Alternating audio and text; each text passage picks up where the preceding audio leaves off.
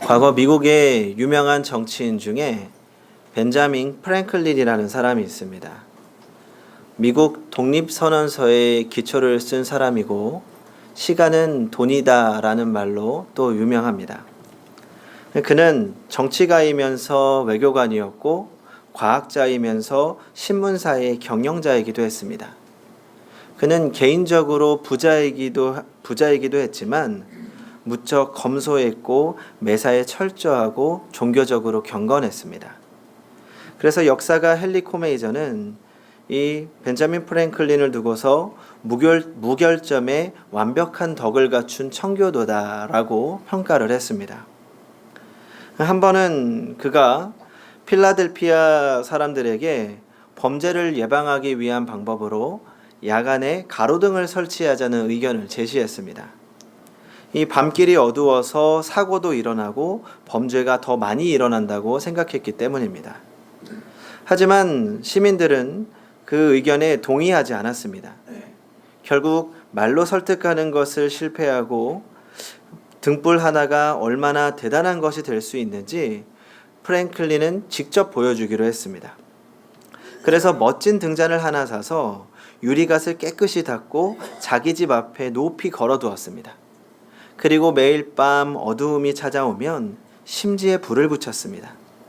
얼마 지나지 않아서 이웃들은 벤자민의 집 앞에 따뜻한 불꽃이 있다는 것을 금방 알게 됐습니다.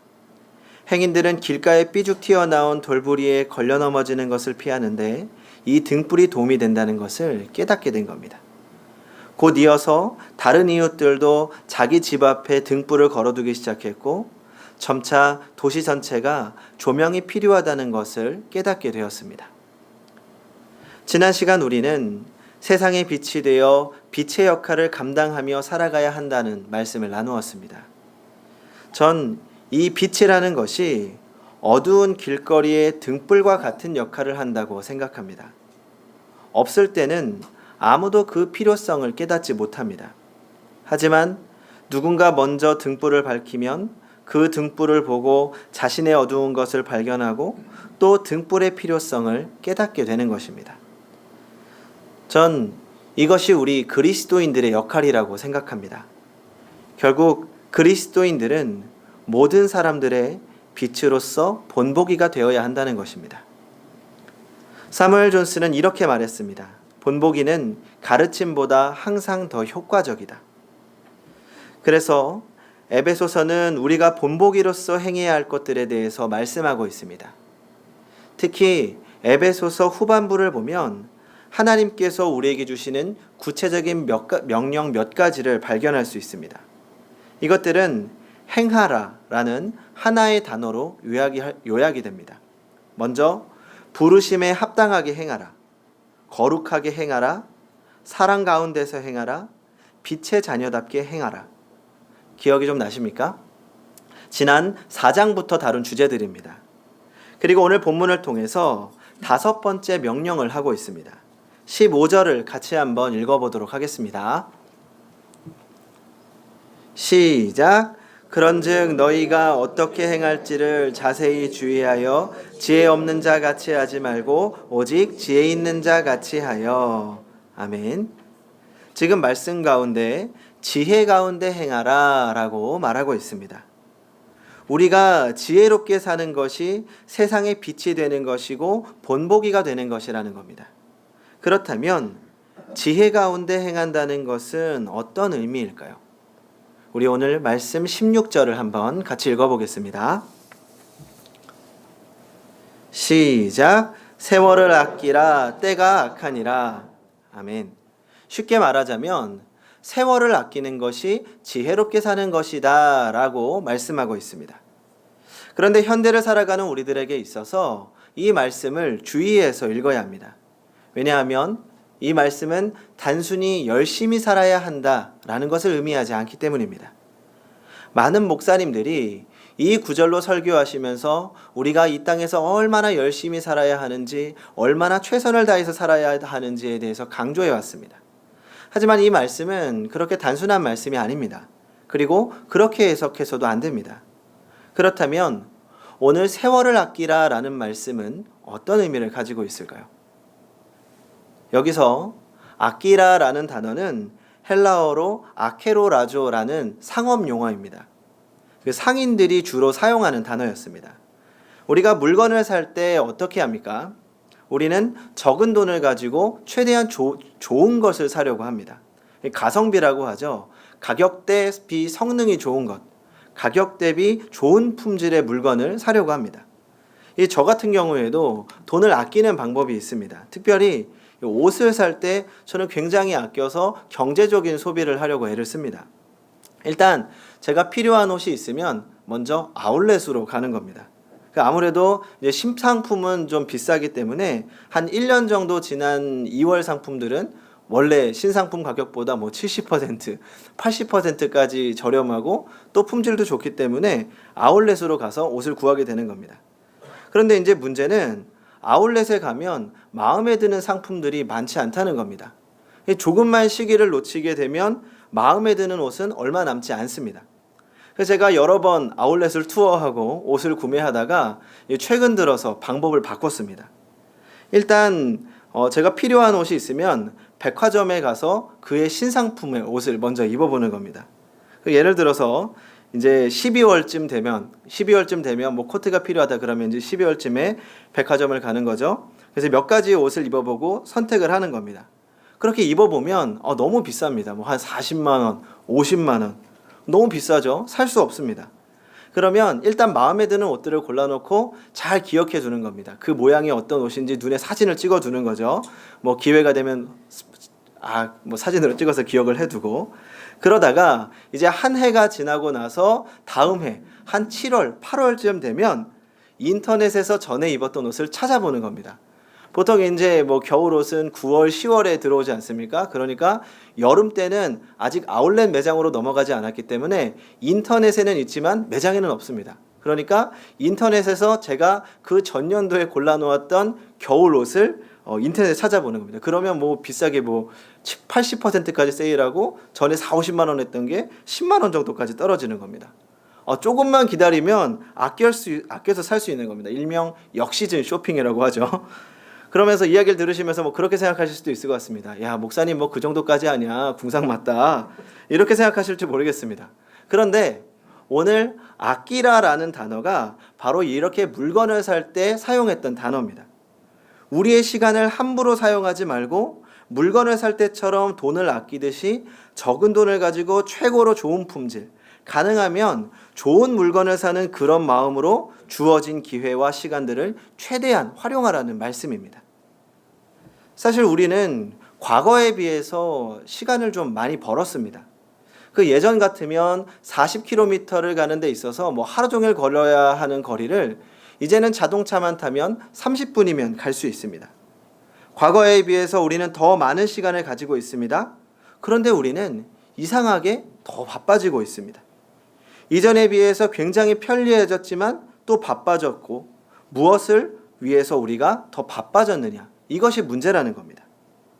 오히려 지금의 시대는 시간은 벌었지만 굉장히 피로도가 높은 시대입니다. 한병철 교수의 피로사회라는 책이 있습니다. 우리는 지금 피로사회 속에 살고 있다는 겁니다. 그 이유는 긍정성의 과잉 때문이라고 말합니다. 좀 어렵죠? 무슨 말인가 하면 우리가 열심히만 하면 모든 것을 할 수 있다는 과도한 긍정이 가득한 사회라는 겁니다. 세상은 우리에게 끊임없이 이렇게 말합니다. 열심히 해. 노력하면 할 수 있어. 지금 네가 좋은 결과를 갖지 못한 것은 최선을 다하지 못했기 때문이야. 조금 더 열심히 살아야 돼. 쉬지 말고 더 달려야 돼. 그러다 보니까 우리는 그런 것에 익숙해졌고 자기도 모르게 압박을 받는 겁니다. 계속해서 끊임없이 달려야 되고 잠깐이라도 쉬면 그것에 대해서 부정적으로 느껴지고 죄책감마저 드는 겁니다. 예전에는 시집을 읽거나 사색을 하거나 개인적으로 명상을 하거나 집에서 잠깐 쉬는 것도 한 가지 여유 활동, 여가 활동에 속했습니다. 그런데 이제는 잠깐만 쉬는 것도 쓸데없는 시간이라고 생각하고, 젊은 친구들 같은 경우에는 취직하지 못하고 잠깐 집에 있더라도 도대체 너 안 하고 아무것도 안 하고 뭐 하고 있는 거냐, 들들 뻗겨야 되고 뭔가 해야 될 것만 같고, 오히려 우리에게 자꾸 달려야만 한다, 쉬지 말아야 한다, 잠깐 쉬는 것도 쓸데없는 시간이라고 여겨지는 겁니다. 하지만 오히려 쉬는 것은 단순하게 낭비하고 버리는 시간이 아닙니다. 적당히 쉴 필요가 있습니다. 나무꾼 두 사람이 있었습니다. 이들이 나무를 하러 올라갔는데 똑같이 도끼날을 갈아서 올라갔습니다. 두 사람이 나란히 나무를 팼고 한 사람은 죽기 살기로 점심시간만 빼고는 계속해서 나무를 팼습니다. 그런데 또 다른 한 사람은 중간중간 쉬어가면서 나무를 패는 겁니다. 1시간 하고 쉬고 2시간 하고 또 쉬고 나무를 패면서 한 5-6번 정도 쉰 것 같습니다. 그런데 나무를 다 하고 저녁쯤 되어 보니까 놀라운 결과가 나왔습니다. 정신없이 나무를 팼던 사람의 나무보다 중간중간 쉬면서 나무를 팼던 사람이 훨씬 더 많은 나무를 팼던 겁니다. 너무 놀라서 쉬지 않고 열심히 일만 했던 사람이 다른 나무꾼에게 물어봤습니다. 아니, 나는 당신이 쉴 때 나는 쉬지도 않고 열심히 나무를 팼는데 어떻게 도대체 당신 나보다 더 많이 나무를 팬 겁니까? 그러니까 이제 쉬어가면서 일했던 사람이 이렇게 대답했습니다. 난 쉬면서 그냥 쉰 것이 아니라 쉬는 시간에 도끼날을 갈았습니다. 오히려 쉼이 필요한 시대입니다. 그리고 쉬는 것도 어떻게 쉬느냐가 중요합니다. 그리고 전 예배야말로 그리스도인들이 쉬는 방법이라고 생각합니다. 예배는 그리스도인들에게 가장 중요한 회복의 시간입니다. 그리스도인들은 예배를 통하여서 우리의 무뎌진 칼날을 다시 가는 것입니다. 그리고 17절을 같이 읽어보겠습니다. 시작. 그러므로 어리석은 자가 되지 말고 오직 주의 뜻이 무엇인가 이해하라. 세월을 아끼기 위해서는 주의 뜻이 무엇인지 이해해야 한다는 것입니다. 그렇다면 우리가 주님의 뜻을 이해할 수 있는 방법은 무엇입니까? 예배와 말씀, 성경입니다. 예배를 통하여서 주님의 뜻을 이해하고 세상에 빼앗겼던 마음, 세상에 빼앗겼던 우리의 시선을 예배로 하여금 하나님께 다시 돌리는 것입니다. 주님 안에서 쉬면서 주님 안에서 나를 가는 것입니다. 그리고 다시 세상에서 하나님의 자녀로 살아갈 수 있는 새 힘을 얻는 것입니다. 이어서 성경은 지혜롭게 사는 것에 대해서 조금 더 구체적으로 예를 들어서 설명하고 있습니다. 우리 18절을 같이 한번 읽어보겠습니다. 시작. 술 취하지 말라. 이는 방탕한 것이니 오직 성령으로 충만함을 받으라. 아멘. 쉽게 말하면 술 취하지 않고 성령 충만하게 사는 것이 지혜롭게 사는 것이다 라는 말씀입니다. 드디어 가장 문제가 되는 구절이 나타났습니다. 사실 이제 많은 성도님들 가운데에서도 이제는 맥주 한 잔 마셨다고 해서 큰일이 난다거나 지옥 간다거나 그 일이 결정적인 죄라고는 생각하지 않습니다. 그럼에도 불구하고 어떤 분들은 어떻게 참 그리스도인이 술을 한 잔이라도 마실 수 있는 거냐, 술은 절대 마시면 안 된다. 그리고 또 어떤 분들은 술 마시는 것은 큰 죄가 아니다, 더 큰 죄가 얼마나 많지 않냐, 적당하게 취하지만 않게 마시면 되는 거다 라고 이야기를 합니다. 그런데 사실 이런 문제는 술 문제뿐만 아니라 여러 가지 문제가 많습니다. 술, 담배, 문화, 음악, 여러 가지 많은 고민들이 있습니다. 우리가 이런 고민과 갈등에 대해서 무엇이 지혜로운지 알아야 합니다. 제가 오늘 신학적인 논쟁을 하려고 하는 건 아닙니다. 결론부터 말씀드리자면 이것은 우리가 각자 마음에 확정해야 될 문제입니다. 이 부분에 관해서는 이동원 목사님의 로마서 강해를 잠깐 인용하려고 합니다. 지난 11월 수요 말씀 기도회를 통해서도 한번 다룬 적이 있습니다. 우리가 어떤 것이 진리인가 아닌가, 이것을 확정하는 유일한 규범이 있다면 그것은 바로 성경 말씀입니다. 이것은 우리가 분명하게 전제를 하고 가야 하는 문제입니다.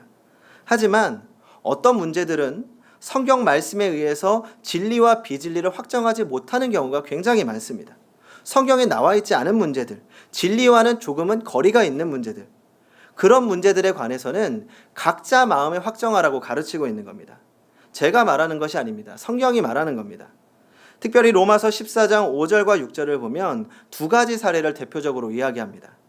제가 5절, 6절 로마서 말씀을 한번 읽어보겠습니다. 어떤 사람은 이 날을 저날보다 낮게 여기고 어떤 사람은 모든 날을 같게 여기나니 각각 자기 마음으로 확정할지니라. 나를 중히 여기는 자도 주를 위하여 중히 여기고 먹는 자도 주를 위하여 먹으니 이는 하나님께 감사함이요 먹지 않는 자도 주를 위하여 먹지 아니하며 하나님께 감사하느니라. 여기서 말하는 것 중에 첫 번째는 먹는 문제입니다. 이제 당시에는 이제 우상신에게 제사를 드리고 나면 그 제사를 드렸던 음식들을 시장들에서 내다가 팔았습니다. 근데 그런 우상 제물들을 시장에서 사서 먹는 사람들이 있었는데 그들에 대해서 비판하기를 우상신에게 드렸던 그 제사 제물을 먹는 것은 우상 숭배하는 것과 똑같다라고 이야기하면서 비판한 겁니다. 그리고 반대로는 그거는 고기일 뿐이다. 하나님께서 주신 다 같은 음식이기 때문에 그리스도인의 자유로서 얼마든지 먹을 수 있다라고 주장을 했습니다. 만약에 오늘 우리에게 적용한다면 제사 드린 음식을 먹어도 되느냐, 먹어도 안 되느냐, 그 정도로 생각하시면 될 것 같습니다. 그런데 성경은 어떤 사람을 더 믿음이 크다고 이야기할까요?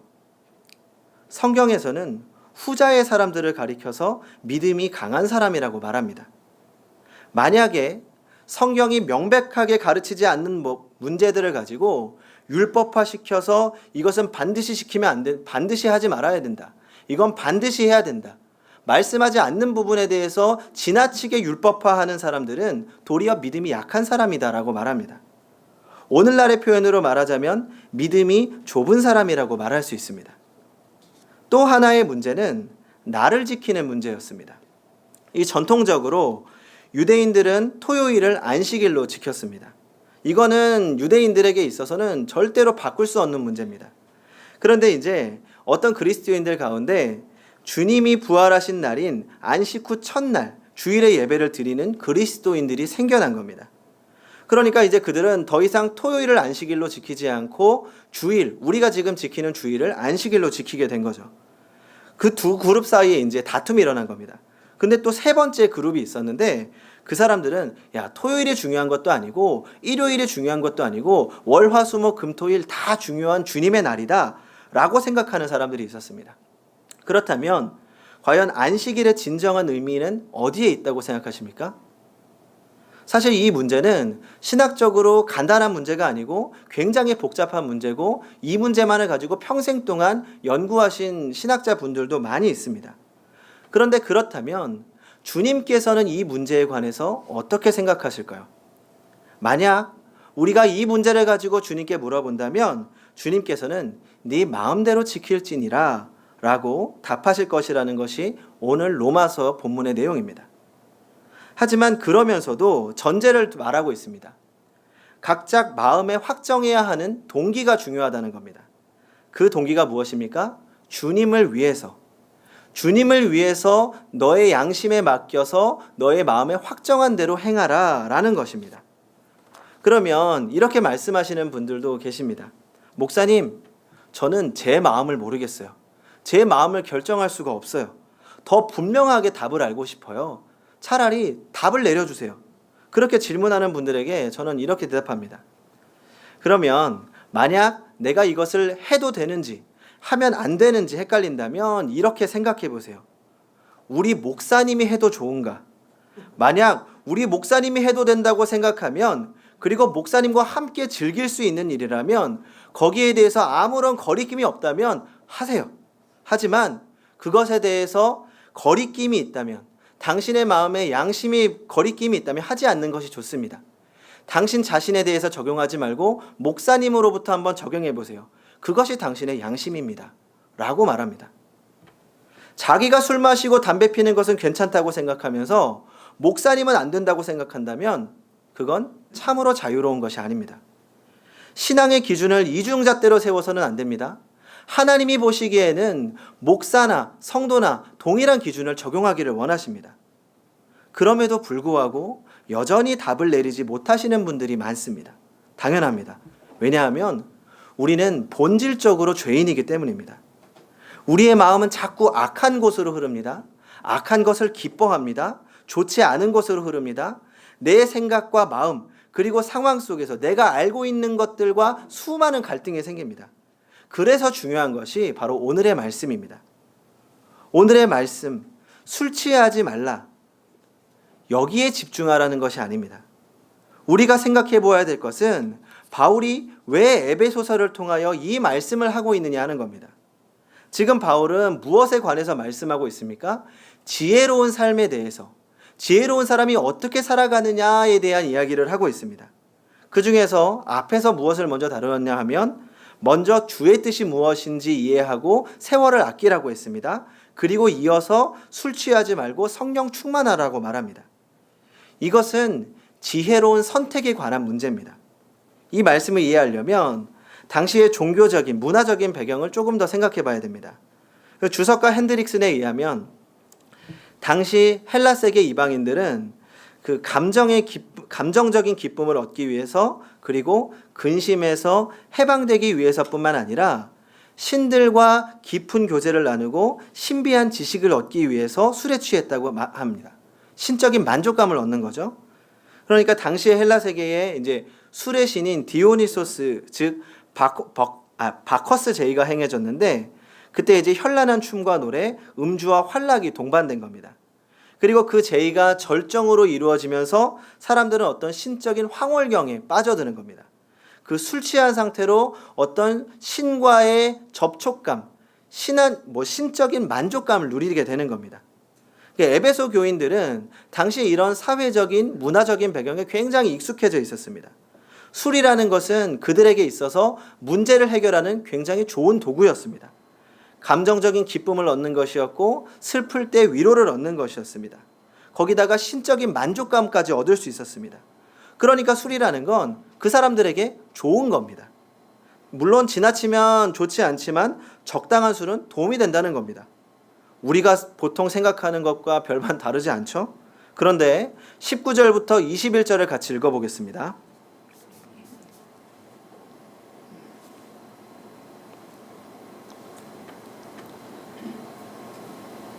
같이 읽어보겠습니다. 시작. 시와 찬송과 신령한 노래들로 서로 답하며 너희의 마음으로 주께 노래하며 찬송하며 범사의 우리 주 예수 그리스도의 이름으로 항상 아버지 하나님께 감사하며 그리스도를 경외함으로 피차 복종하라. 아멘.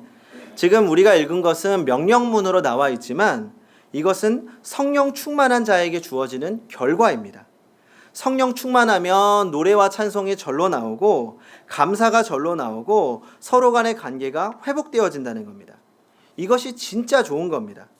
술에 취해서 나오는 노래나 좋아지는 기분이나 거짓 신이 주는 만족감이 아니라 성령으로 충만한 찬양과 노래, 성령 충만함 속에서 하나님 아버지와의 관계를 회복하며 누리는 만족감, 성도 간의 교제, 이거야말로 하나님께서 우리에게 주시는 가장 좋은 것이라는 겁니다. 그러니까 술 취하지 말고 오직 성령으로 충만함을 받으라. 이 말씀은 하나님이 우리에게 가장 좋은 것을 주셨는데 왜 아직까지 그냥 좋은 것에 머물러 있느냐 하는 겁니다. 하나님이 우리에게 주신 가장 좋은 것을 선택할 줄 알아야 된다는 겁니다. 성도 여러분, 하나님은 우리에게 그저 좋은 것, 조금 더 좋은 것을 주시는 분이 아닙니다. 하나님은 우리에게 최고의 것을 주시는 하나님이십니다. 그 하나님이 우리에게 주신 것이 무엇입니까? 술 대신에 성령 충만함이 더 좋은 것이라고 말씀하고 있는 겁니다. 아이를 낳다 보니까 그런 하나님의 마음을 조금 더 이해하게 됐습니다. 제가 아내와 결혼하고 나서 이런 말을 한 적이 있습니다. 당신은 참 돈이 안 드는 여자야. 그 무슨 말인가 하면 이제 보통 여성분들이 많이 좋아하는 가방 하나 사달라고 한 적이 없고 뭐 옷에는 전혀 관심도 없고 오히려 쇼핑은 제가 더 관심이 많고 쇼핑하러 가면 싫어하고 그렇다고 맛있는 걸 좋아해서 뭐 비싼 음식 먹는 것도 좋아하는 것도 아니고 김 한 장이면 밥 한 끼 해결되고 너무나 좋은 겁니다. 그래서 내가 이 사람과 결혼하길 참 잘했다. 이 사람과 결혼하고 나면 우리 집에 돈이 쌓이겠다. 그런 생각했습니다. 그런데 이제 윤희를 낳고 나서 조금 놀랐습니다. 밖에 나갔다 집에 들어오면 택배 상자가 놓여 있는 겁니다. 다음 날 분명히 제가 택배 상자를 치웠는데 또 다른 택배 상자가 놓여 있습니다. 뭘까요? 윤희를 위한 아기 용품들입니다. 필요한 게 뭐가 많은지 끊임없이 사야 됩니다. 혹시 불필요한 거 산 거 아닌가 제가 보면 또 필요한 게 많습니다. 왜 이렇게 필요한 게 많을까? 그런데 또 이 윤희 물건을 고를 때 몇 날 며칠을 고릅니다. 뭐 하나 그날 고르는 게 없습니다. 알아보고 이게 좋은 건지 안 좋은 건지 어디에 나쁜 건지 아닌지 알아보고 또 알아보고 이게 너무 지나치게 비싸기만 한 건 아닌지 굉장히 신중하게 결정을 합니다. 왜요? 사랑하는 아이에게 최고의 것을 주고 싶기 때문입니다. 감자를 하나 사도 가장 좋은 품질의 것을 주고 싶고 숟가락을 하나 사도 가장 좋은 걸 주고 싶은 것이 부모의 마음입니다. 그런데 아내가 속상해하는 경우가 있습니다. 그 윤희를 먹인다고 고르고 골라서 가장 신선한 재료를 사다가 최선을 다해서 이유식을 만들었는데 그 이유식은 안 먹고 과자를 먹으려고 하는 겁니다. 자기 입에 좋으니까 과자만 먹으려고 하는데 엄마 입장에서는 너무 속상한 겁니다. 최고의 것을 준비해 놨는데 그저 자기가 좋은 것에만 관심이 있는 겁니다. 하나님의 마음이 그렇지 않으시겠습니까? 하나님은 우리에게 가장 좋은 것, 최고의 것을 주고 싶어 하십니다. 그런데 자녀된 우리가 그저 우리에게 좋은 것만 구한다면, 그저 일시적인 기쁨만을 구한다면 얼마나 속상하시겠습니까? 우리는 하나님께서 우리에게 주신 가장 좋은 것 무엇입니까? 성령 충만함. 성령 충만함을 통해서 누리는 기쁨, 성령 충만함을 통해서 누리는 만족감, 성령 충만함을 통해서 누리는 하나님과의 교제를 먼저 가져야 합니다. 모든 선택의 순간에 하나님을 신뢰함으로 하나님의 마음에 합한 선택, 하나님께 기쁨이 되는 선택을 먼저 해야 한다는 것입니다. 성도 여러분, 지금 우리는 지혜로운 삶을 살고 있습니까? 주의 뜻이 무엇인지 이해하면서 세월을 아끼고 있는지, 하나님께서 우리에게 주신 가장 좋은 것을 선택하면서 살아가고 있는지 점검해 보아야 합니다. 너무나도 복잡하고 무엇이 답인지 모르는 시대 속에서 우리에게 가장 좋은 것을 주시는 하나님을 신뢰하시기 바랍니다. 그리고 하나님을 먼저 찾으시기 바랍니다. 우리의 눈앞에 좋은 것이 아니라 하나님이 우리를 위하여 예비하신 가장 좋은 것을 먼저 구하시기 바랍니다. 그것이 지혜로운 삶의 시작입니다. 기도하겠습니다.